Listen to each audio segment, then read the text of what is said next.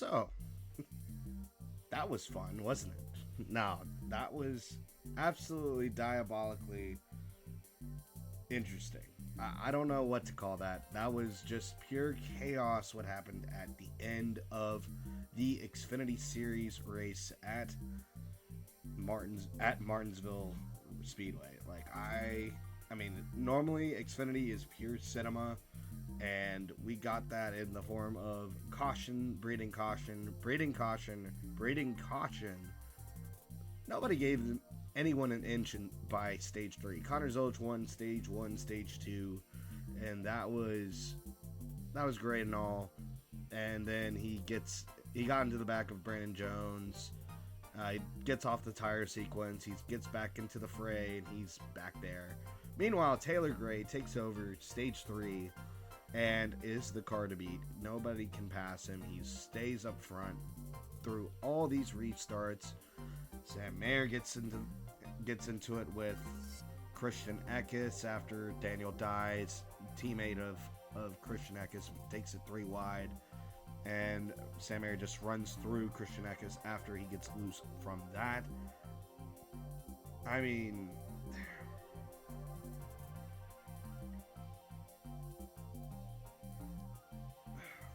Austin Hill goes straight into the back of Christian Eckes. Poor Christian Eckes. He was the man of many enemies tonight and got wrecked out from the Sam Mayer crash. But he got ran into the back of by Austin Hill, which accordions up to Carson Quaffle, who couldn't catch a break all night either. And he goes and spins out along with Jesse Love, whose radiator blew from the damage, and he was out, got taken out pretty much by his teammate. And just the finish of this race with Sammy Smith. Sammy Smith, man. Sammy Smith, I mean, he ran top 3 in that final stage, and on the second to last restart, he takes a major bump at Taylor Gray, and he was trying to do that in the previous restarts before. Sammy Smith pretty much bulldozed through Taylor Gray on the first overtime restart and got the lead. Looked like he was going to come away with it. And then another caution comes out. He has to defend the lead now with Taylor Gray behind him. Gray makes a slightly lighter bump and run. That works. He gets the lead. He's up front. Going into 3. What do you know? Sammy Smith comes from 2 car lengths back, a la Austin Dillon, and just pile drives the back of the number 54 Joe Gibbs Racing Toyota and spins him out. He finishes 29th.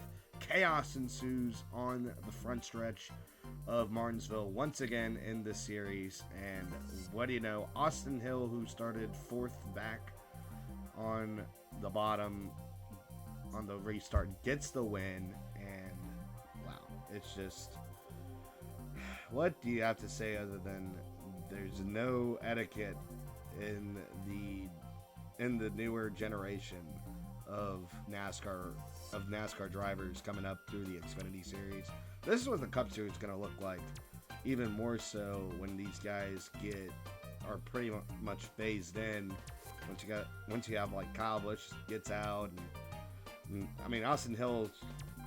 Like, granted, I think Austin Hill should be the next guy that gets a RCR ride. Like, Jesse Love's great and all, but he hasn't paid his dues in the Xfinity Series quite yet. He's gotten a couple wins on his belt, but I wanted to see him win at something that's not a restrictor plate race. Austin Hill's starting to do that in the Xfinity Series. He should get those.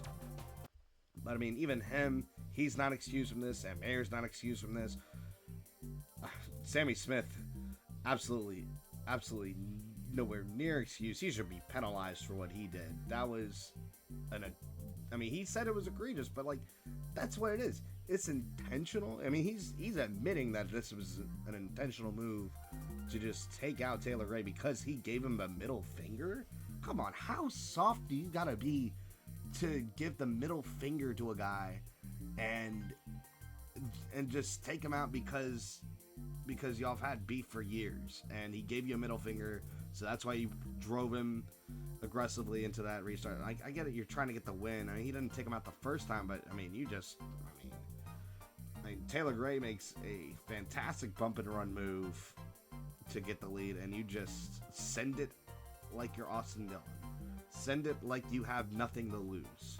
You're driving the number 8 for Junior Motorsports, and your boss even went on you, and not specifically on you, but just overall the driving standards of the Xfinity Series at Martinsville. This was a flat-out embarrassment. You're getting called, it was an embarrassing show, or embarrassing finish of this show, from the booth with Parker Kligerman, with Jamie McMurray, and they have to explain what you just did. That is such a bad light to the sport, and it really shows like why other drivers from other series are skeptical of joining NASCAR in the first place because of shit like this. Like, come on, man. Like, Sammy, like is it that hard to not let poor Taylor Gray? Like, Taylor Gray has not won in any level of NASCAR yet, and he's been so close so many times. Is he gonna be the next Sheldon Creed? That's a little too far. By the way, Sheldon Creed, another second place finish on top of the dozen plus finishes the second he got. Good grief. Like, it's just unfortunate that races at Martinsville have to end like this every single time. We can't have a clean finish. We can't have the whole field trying to wreck each other throughout stage 3. I thought we weren't gonna reach the average of 13 cautions in the race, but by God, we made it.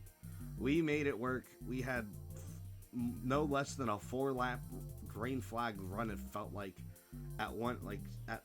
from 100 to go, and we had to wreck each other one way or the other, spin out. I mean, there's some people like Carson Ware, Dean Thompson had skill issues. Dean Thompson, I say that, but he still finished 6th. Congratulations on his best career finish there. But there's still drivers that are going to spin out. I mean, DeVedeno got spun out in the back, and Brad Perez went on front stretch and apologized for that. Be sure to check out that video on front stretch.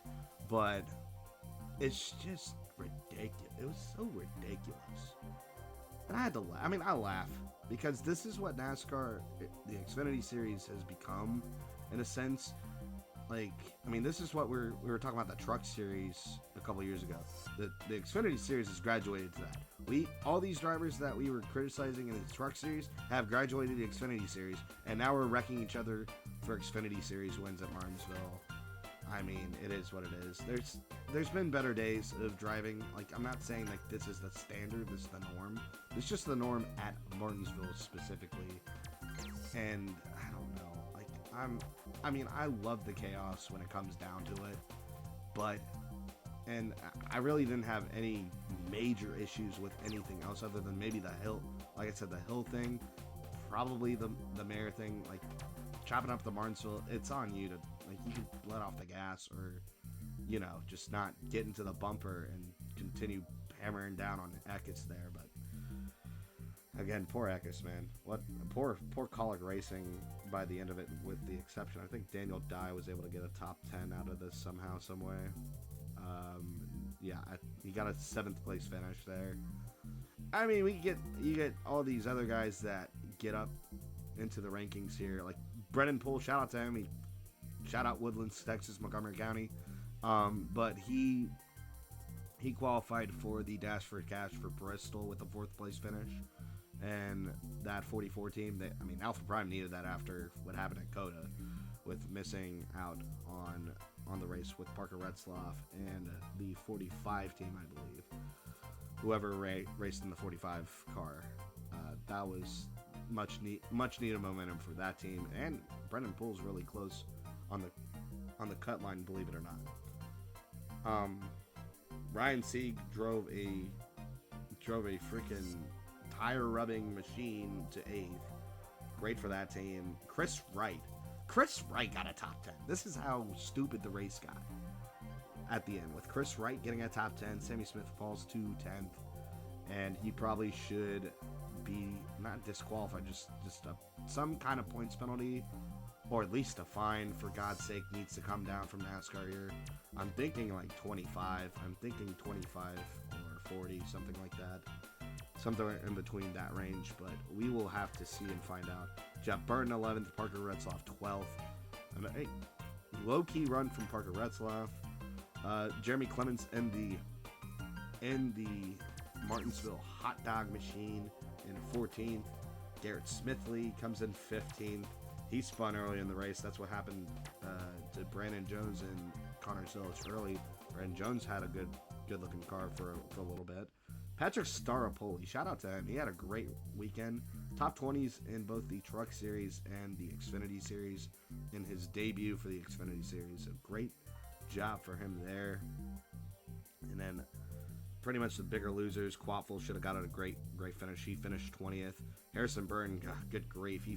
He ran it looked like he was running a modified car out there after his crash with him and Thomas Annunziata, where his whole nose had to be brought off. Brad Perez was up there in stage 2, but he finished 23rd as well. William Solage, he looked like he could have had a run there. He's 28th. Connor Zilic 20th. William Solage 27th. Taylor Gray 29th. And that just stinks for that guy. Other guys involved in accidents: Nick Sanchez, and again Jesse Love, Christian Eckes. Those guys involved in accidents and did not finish the race. Gonna be tough for those guys in the points going forward. I think one of those guys for sure will get it.